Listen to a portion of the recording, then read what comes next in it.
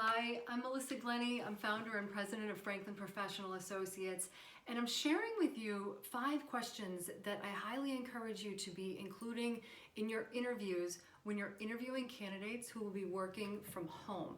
The first question is, do you have a preference for working from home or from a traditional office setting? This is a conversation opener question and just sets the stage and allows you to get a temperature check on the person's attitudes towards working in either one of those settings. Just as important as the actual questions you ask are the organization of the questions as you ask them. So that's where I start. And from there, there's 2 follow-up questions that you'll ask in order depending on how somebody answers the first question. Either way, you're going to include both of these next questions. So let's say, for example, they said, I really prefer to work from home. So then the follow-up to that is, when it comes to working remotely, what are the specific things that you find beneficial? Now, there's some key phrasing in there that I just want to point out to you. I'm not asking, why do you prefer working from home? I'm asking, what are the specific things you find beneficial? When you ask a why question, it really taps into a person's abstract thinking as opposed to more tangible thinking. And we want to hear the tangible stuff. The abstract, for example, would be, oh, the freedom and the flexibility, but that doesn't tell you much. What you want to be hearing is, I put my kids in the bus and the bus schedule would make it difficult for me to commute because it's a terrible commuting hour.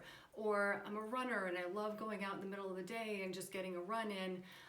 So there's a whole host of things that you'll hear, but you want to get those specifics for your own clarity. The other follow-up question is, what do you find to be difficult about working from home versus working in an office, traditional office setting?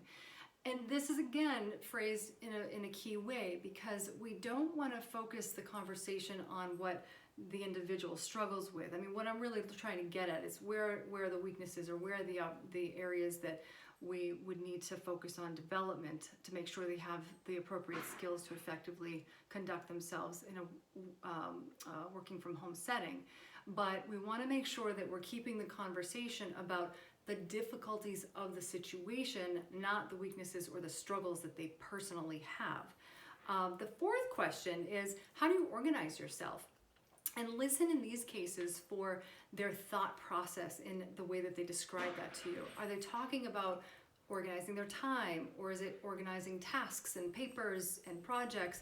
Are they speaking in such a way where they even demonstrate that they understand that projects differ from tasks, and are they bringing time into the whole scenario as they're describing how they organize themselves? This is insightful for you as well in understanding again what developmental support they're going to need. The 5th question is actually a multi-part question, and this is where we're getting into some behavioral interviewing techniques. This one is, tell me about a time when communication broke down within your team. And so, what happened? Let them describe that to you.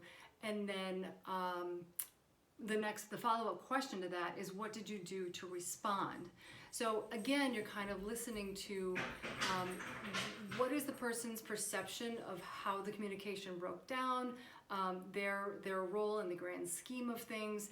People are not inclined to tell you the story about the time that they were very clearly the one that dropped the ball and forgot to communicate something critical to a colleague or their boss or something like that. So just understand that.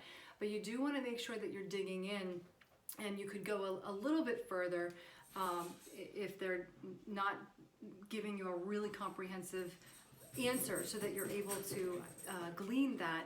You can dive in and say something like, so in retrospect, how do you think you could have done things differently to avoid the communication breakdown? So you're really trying to dig in to understand a person's sense of personal responsibility, intellectual curiosity, proactive nature, and realizing their role and their ability to impact the greater whole. So I hope that these questions are helpful for you as you're interviewing people that will be working remotely, And then most importantly, out of this, the whole purpose is to understand what support they'll need to make sure they're developing and continually being able to work most effectively from a home office setting or in a hybrid kind of setting, partially in the office or from home. Stay well, stay courageous, and keep at it. Thanks for listening.